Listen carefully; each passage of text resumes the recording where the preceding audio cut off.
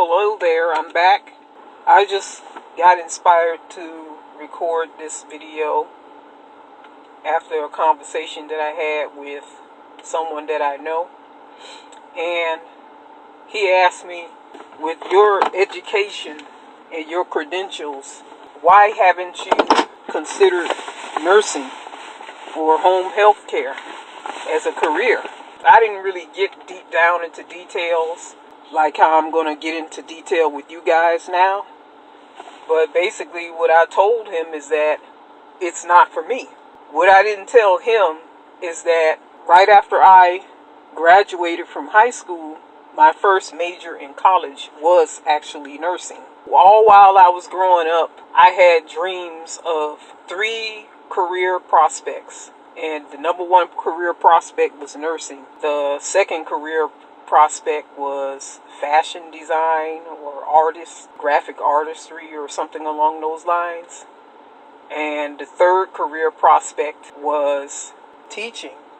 Even when I was in high school, I was enrolled in a program called Health Occupation Students of America. And basically what that is, it's a program that is designed to expose high school students to careers in the healthcare field, such as nursing, respiratory therapy, being a medical doctor, dentistry, radiology, nuclear medicine, laboratory technology, so on and so forth.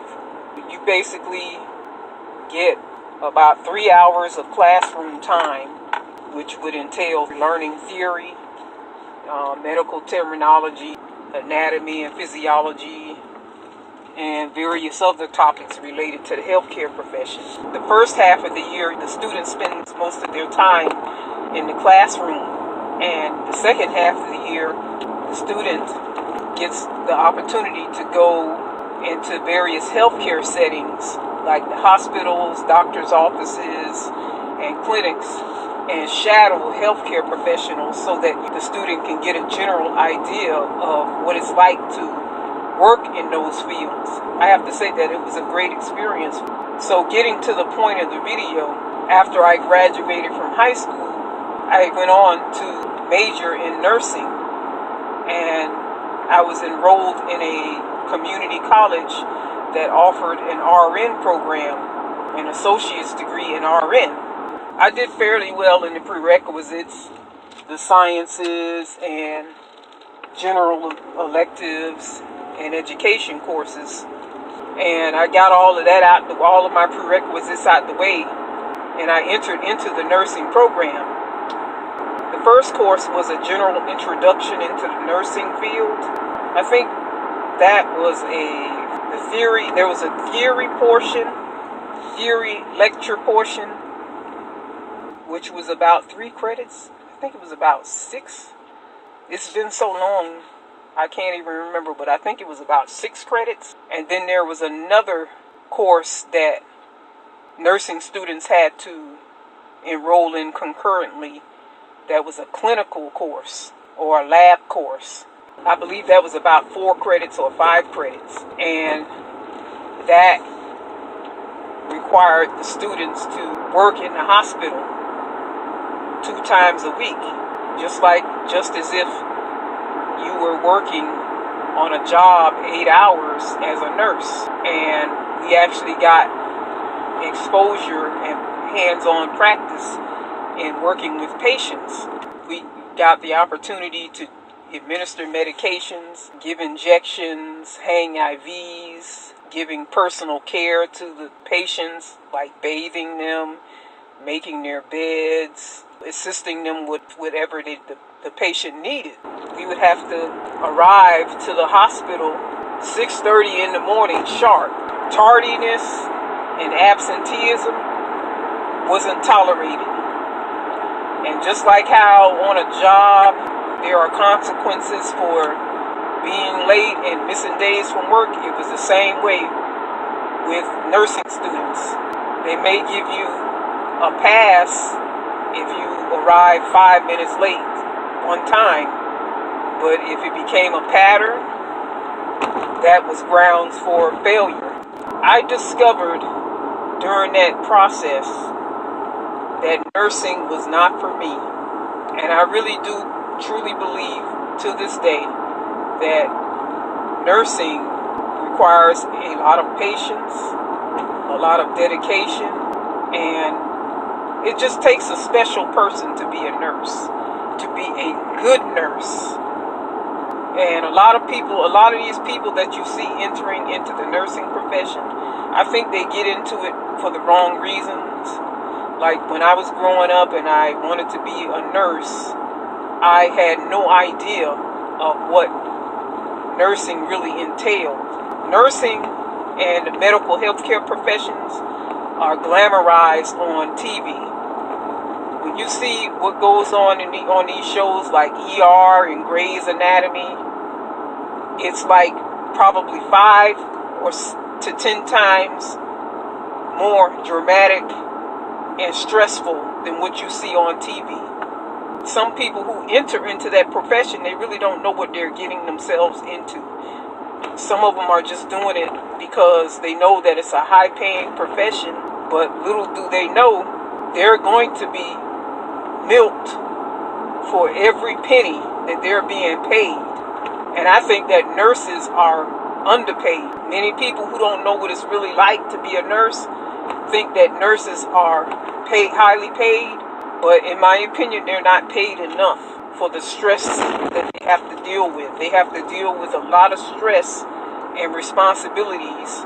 You know, they're responsible not only for dealing with the patients, but they have to know how to interact with other healthcare professionals like doctors, other nurses, pharmacists, physical therapists, respiratory therapists, dietitians, and sometimes the work overlaps. Sometimes, depending on where a nurse works, they're actually responsible for taking on the responsibilities of respiratory therapists and physical therapists. The market has changed a lot.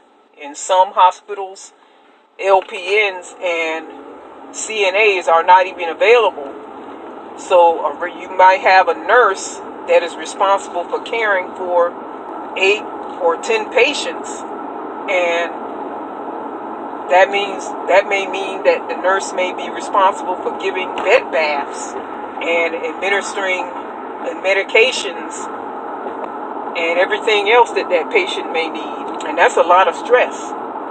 Believe you me, a lot of stress and a lot of responsibility. A nurse can kill someone if they don't know what they're doing and if they're not alert. Nurses are responsible for catching mistakes of other healthcare departments like pharmacists. You know, say for instance, a pharmacist doesn't catch the mistake of a doctor when a doctor writes a medical prescription to a patient and the doctor prescribes the wrong dosage amount or the wrong type of medication. It would be the pharmacist's responsibility to catch the doctor's mistake as well as the nurse's responsibility to catch the mistake. If a nurse doesn't catch those mistakes, their professional license is on the line, and it's also a liability to the nurse and the healthcare facility. I'm rambling, but what made me realize that nursing wasn't for me is after that first course. You know, I don't want to make this video too long, but I realized that I'm not a people person. And I think that in order to be a good nurse, you have to be a person a caring person. I do consider myself to be a caring person, a compassionate person, but I think you also have to be really good with interacting with people. And I'm not really that good with interacting with certain types of social interactions with people. I'm an introvert, basically. And that's not to say that introverts can't make good nurses, but nursing is just not suitable to my personality and my temperament. If a patient flies off the handle with me and cops an attitude with me, I'm prone to clap back at that patient.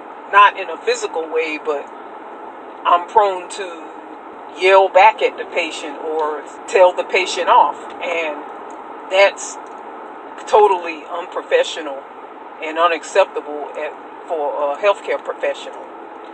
You have to have really good bedside manner and a lot of respect and understanding for what the patient is going through. It takes a certain degree of maturity, in other words. I think I'm going to break this video up into different parts since I'm over 10 minutes now.